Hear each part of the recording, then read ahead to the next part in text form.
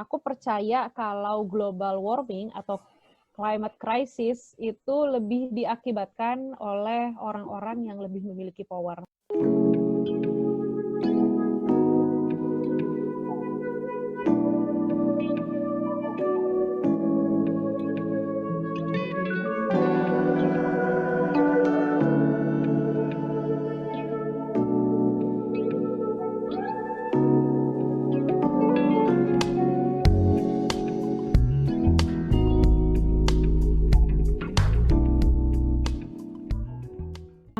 Paling gampang penerapannya adalah cegah, pilah, olah kalau di Indonesia kan ya. Okay. Cegah itu adalah yang paling mudah menurutku karena dengan mencegah adanya sampah yang masuk ke dalam rumah kita nggak perlu ribet-ribet mengolah dia. Karena mengolah sampah itu sebenarnya kalau bahasa anak sekarang nggak segampang itu gitu. Itu tuh butuh energi, butuh willing dari kita. Kita mau nggak nih ribet-ribet misahin sampah. Bahkan kalau ada sampah yang mengandung sisa makanan, otomatis kita harus bersihin dulu ya kan untuk supaya bisa diolah. Itu tuh memakan energi dan memakan waktu. Lalu kalau memang tidak bisa dicegah ya kita pilah, lalu kita olah dengan semaksimal mungkin. Jawabannya adalah dua-duanya harus dilakukan pada saat yang bersamaan. Jadi kalau di dalam hierarki pengolahan sampah itu kalau yang paling dikenal umum itu kan 3R ya, reduce, reuse, recycle. Sebenarnya reduce pertama. Alasannya kenapa? Reducing the waste take less energy compared to recycling the waste. Sebenarnya tujuan akhir dari 3R itu sebenarnya sama gitu, adalah mengurangi jumlah sampah yang akan kita buang ke pengolahan ke TPA, tempat pengolahan sampah akhir. Jadi ini goalnya itu adalah mereduce environmental impact yang kita hasilkan dan juga membantu mengurangi beban dari fasilitas pengolahan sampah yang ada. Plastik itu kan kita sama-sama tahu ya tidak dapat terurai, hanya bisa diolah, itu pun akan mengurangi kualitasnya. Dan dia terbuat dari bahan yang tidak dapat diperbaharui begitu. Dan otomatis bahan-bahan seperti itu bayangin ada zat-zat yang masuk ke tubuh kita dan zat itu tuh punya hubungan dengan yang kita masukin ke mobil. Antara bensin dan plastik itu menggunakan bahan dasar yang sama gitu. Dari waktu itu aku ikut seminarnya Profesor Paul Connet dan dia bilang, aku mengutipnya ya, kandungan dioksin yang terlepas dari entah insinerator atau di alam sana gitu, di luar sana, yang masuk ke tubuh kita melalui apa yang dimakan ayam, lalu ayam itu bertelur dan segala macamnya, itu memiliki efek kesehatan jangka panjang yang sangat-sangat buruk. Dan kalau ahlinya, baik para dokter atau profesor atau saintis yang ahli di bidangnya aja ngomong kayak gitu, lalu kita mau denial apa lagi dengan bahayanya zat yang ada dalam plastik lalu masuk ke tubuh kita gitu sih. Plastik itu sendiri, apakah dia bahaya bagi lingkungan itu tergantung jenis plastiknya. Karena ada beberapa jenis plastik yang katakanlah misalnya mengandung bisphenol A. Nah, itu bahkan kalau kita tidak buang aja, kalau misalnya kita pakai untuk let's say botol bayi gitu untuk bikin susu atau apa, itu juga sudah berbahaya karena mengandung senyawa beracun. Nah, tapi pada umumnya plastik yang kita pakai untuk makanan seperti misalnya plastik HDPE, polikarbonat gitu, itu pada umumnya dari hasil penelitian dinyatakan tidak berbahaya bagi kesehatan manusia. Nah, itu dari segi pemakaian dulu. Nah, yang jadi concern itu adalah bahaya dalam konteks pembuangan plastik. Plastik dalam keadaan bersih dan kering itu tidak berbahaya. Malah kalau misalnya kita bersihkan dulu plastiknya gitu ya sebelum kita pindah tangankan, saya tidak bilang dibuang karena kalau bisa sebisa mungkin itu didaur ulang gitu menjadi produk lain. Semakin bersih gitu ya biasanya akan semakin rendah biaya untuk daur ulang dan semakin bagus kualitas daur ulangnya. Yang jadi masalah itu adalah ketika plastik dibuang dengan tidak benar. Nah, plastik yang dibuang dengan tidak benar ini, masalahnya kan nanti kan kita campur nih dengan sampah lain gitu ya. Sampah lain dan sampah lain itu, nah kalau di Indonesia tuh kecenderungannya adalah kita tidak memisahkan sampah dengan benar. Jadi dicampur-campur. Bayangkan misalnya plastik dicampur dengan bekas barang elektronik atau misalnya kaleng baygon gitu ya, itu kan dicampur. Nah, kemudian kita campur juga dengan sampah organik. Nah, kebayang ya, ini semua dicampur jadi satu. Nah, masalahnya nih, sampah organik itu kan kadar airnya banyak nih, ya kan? Jadinya basah-basah kan kalau sampah organik itu. Nah, kadar airnya banyak, bayangkan dia kalau ketika misal ada dalam suatu proses penguraian sampah organik ini, itu kan dia mengeluarkan asam. Nah, asamnya ini akan bersifat, let's say, korosif ke kaleng, misalnya kaleng pembunuh serangga. Nah, jadi lama-lama bakal leaking dong kaleng isi dari kaleng pembunuh serangga ini, karena misalnya kalengnya jadi berlubang. Nah, kan kalau misalnya kita buat membunuh serangga gitu-gitu kan pasti paling nggak itu ada minimal yang tertinggal di dalam kalengnya. Nah, itu kan racun. Nah, jadi masalahnya sebagian besar racun atau senyawa yang beracun bagi manusia itu sifatnya hidrofobik, dan kebetulan plastik itu hidrofobik gitu. Nah, ketika misalnya kita ada air ketemu dengan senyawa beracun ini, mereka campur jadi satu, ketemu plastik, maka plastik adalah platform yang sangat baik untuk menempelnya senyawa-senyawa ini. Plastik itu terdegradasi menjadi mikroplastik. Mikroplastik ini kan ketemu senyawa racun, dia bakal jadi platform untuk nempel senyawa beracun ini, kemudian kemakanlah oleh hewan-hewan air gitu ya. Nah, parahnya adalah selain dari makanan hewan dan lain-lain, kita juga kan garam itu diproduksi dari air laut kan ya. Nah, jadi garam yang kita peroleh itu dari air laut yang dievaporasi.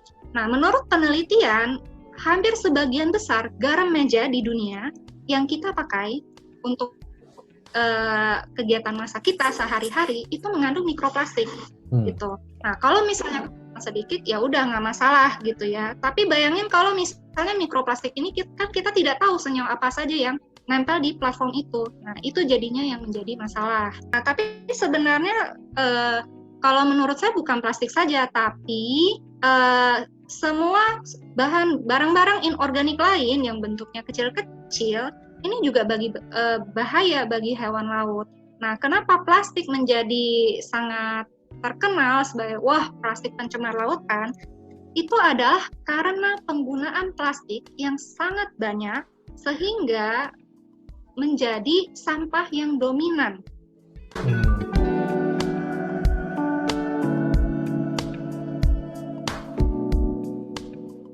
Aku percaya kalau global warming atau climate crisis itu lebih diakibatkan oleh orang-orang yang lebih memiliki power. Ini pendapatku pribadi ya, walaupun sebenarnya di-backing oleh banyak artikel dan juga jurnal ilmiah yang menyatakan kalau orang-orang yang punya power atau orang yang lebih kaya dari kita, ya kaum 1% itu mereka lebih menggunakan jauh lebih banyak energi dibandingkan kita, middle class atau working class kayak gitu. Jadi yang menurutku kalau climate crisis, kalau kita sudah berusaha semaksimal mungkin, kita makan lokal, kita beli pakaian misalnya second hand, kita beli kerajinan lokal yang kira-kira tuh jejak karbonnya sangat minim. Tapi di luar sana ada orang yang dia pengen, I'm craving for spaghetti, lalu dia naik pesawat jet pribadi dari New York ke Roma atau kemana gitu. Itu kalau dipikir-pikir kayaknya usaha kita tuh nggak ada seujung butir terigu mungkin dibandingkan apa yang mereka lakukan. Jadi apa yang bisa kita lakuin adalah dalam kapasitas kita bisa lakuin apa yang kita bisa lakukan sehari-hari. Ya kayak yang tadi aku sebut ya, kita beli buah lokal, kita beli sayuran lokal, kita kalau bisa tanam sayur kita sendiri kalau kita memungkinkan. Lalu kita kurangi jejak karbon kita. Kalau dekat bisa jalan kaki. Kalau misalnya kita harus pergi jauh, apakah bisa dijangkau dengan transportasi umum? Apakah dalam satu mobil bisa dipenuhin kapasitasnya? Jadi kalau untuk level kita, maksudnya level kita yang orang middle class, working class, atau yang tidak masuk dalam 1% itu, yang kita bisa lakukan adalah kita akan bisa kok untuk ngurangin jejak karbon kita sendiri gitu, karena memang kondisinya begini, kita nggak punya power untuk mempengaruhi mereka yang di kalangan 1%, jadi urgensinya kalau dalam kita, ya kita bisa lakukan apa yang kita lakukan. Waste reduction sama carbon emission reduction itu tidak mutually exclusive, tapi mereka support each other. Jadi kalau kita berupaya mengurangi sampah, gitu ya, mencari best practice untuk mengurangi sampah, otomatis kita akan mengurangi carbon emission. Nah, kenapa? Karena kita lihat bagaimana caranya orang-orang mengkalkulasi carbon emission, gitu. Kita pertama carbon emission itu dihitung dari energi berapa energi yang kita butuhkan atau karbon yang kita keluarkan, CO2 setara yang kita keluarkan ketika kita memproduksi barang tersebut. Kemudian berapa karbon yang kita keluarkan pada saat kita distribusi barang tersebut. Kemudian berapa yang kita keluarkan pada saat barang tersebut dipakai dan pada saat barang tersebut dibuang. Nah, jadi ini semuanya harus dihitung gitu. Nah, yang jadi masalah itu adalah single use packaging gitu ya. Single use packaging. Karena kalau single use packaging gitu itu dari segi carbon emission, setiap kali kita kita memakai single use packaging ini, maka ya itu hitungannya jalan semua, butuh energi buat produksi, distribusi, pemakaian, dan juga dibuang. Oke.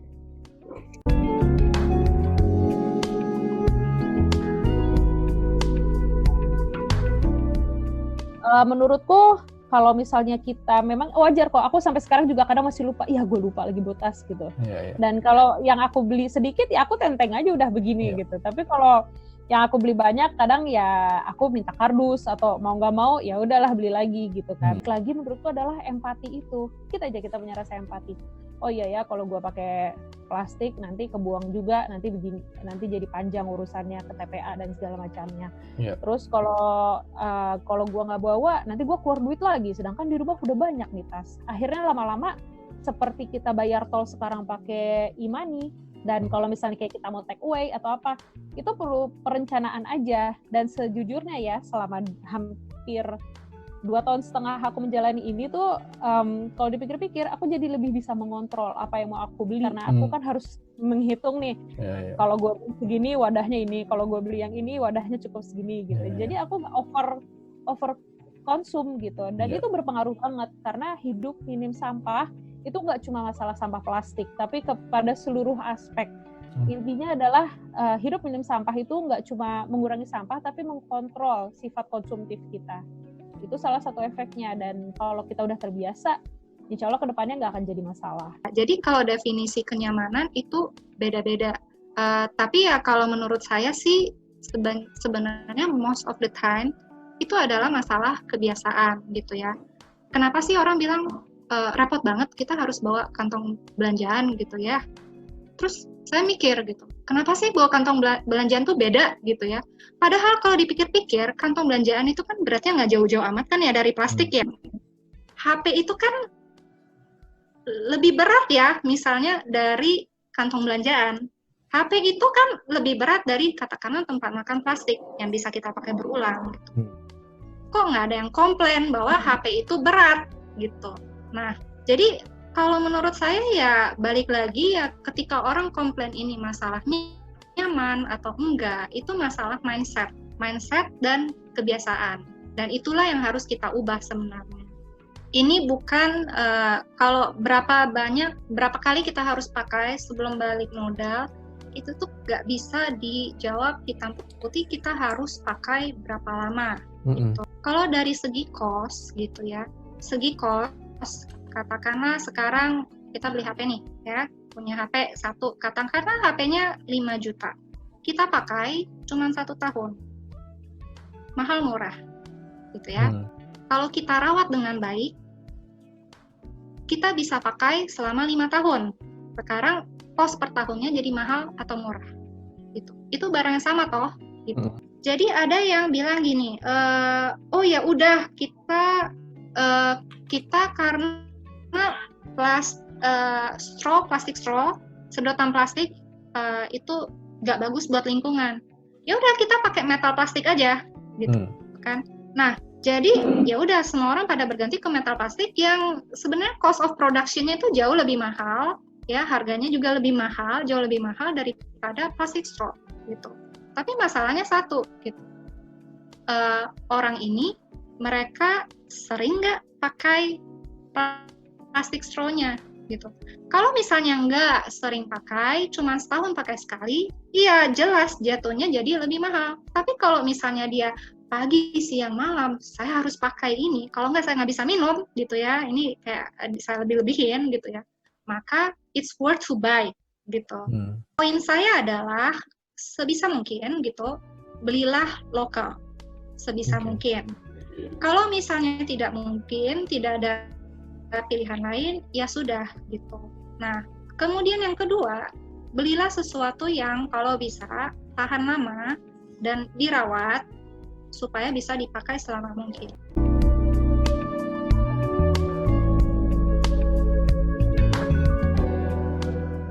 Oke, nah jadi degradable plastik itu sendiri sebenarnya tipenya ada macam-macam, gitu. Nah, kalau yang dulu sebagai kantong plastik yang sempat ngetren itu kan oksium ya, plastik oksium. Nah, sebenarnya plastik oksium ini sebenarnya juga asalnya dari minyak bumi, gitu. Jadi dia juga kalau dibilang bahan pembuatnya juga yang nggak ramah-ramah lingkungan banget, gitu ya. Dalam artian dia nggak sustainable. Tapi si plastik ini dibuat agar bisa lebih terdegradasi lebih cepat. Nah, ujung-ujungnya ya jadi mikroplastik juga, gitu. Nah, itu kalau oksium, gitu. Nah, bagaimana dengan plastik yang terbuat dari singkong?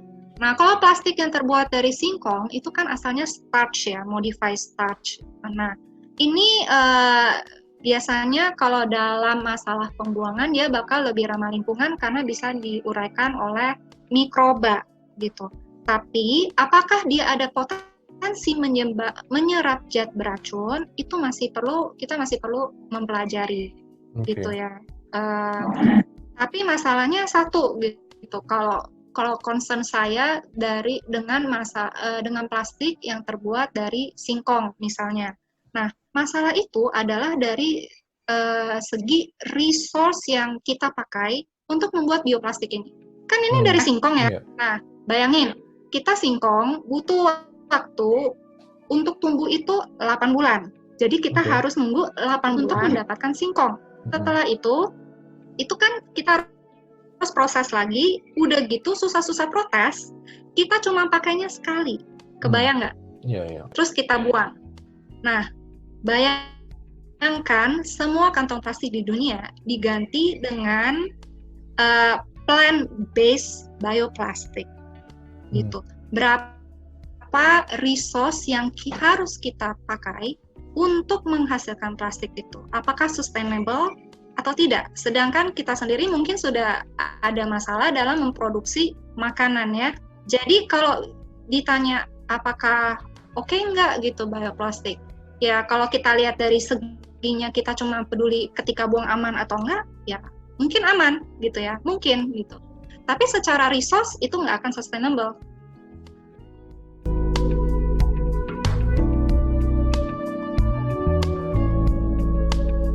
Mungkin kalau secara nyatanya aku belum tahu ya, dan aku belum cari datanya soal itu. Tapi semenjak implementasi pelarangan penggunaan kantong plastik di Jakarta 1 Juli lalu, itu udah ada artikelnya di mana-mana kalau pedagang sebenarnya merasa untung, dia nggak perlu keluar 300.000 untuk beli plastik. Dan beberapa tahun lalu, aku juga punya toko telur langganan di pasar, dan aku tanya, kayaknya setahun setengah yang lalu deh, aku nanya, Bang, ini kalau buat plastik doang sebulan habis berapa? Aku tanya gitu. Terus dia jawab, kalau yang kecilan, saya habis 250 lah Mbak sebulan. Kalau yang buat gede ya 300-400 tergantung Mbak gitu. Jadi sebulan itu bisa hampir 700 atau 600 lebih buat plastik doang. Iya Mbak, kata dia gitu.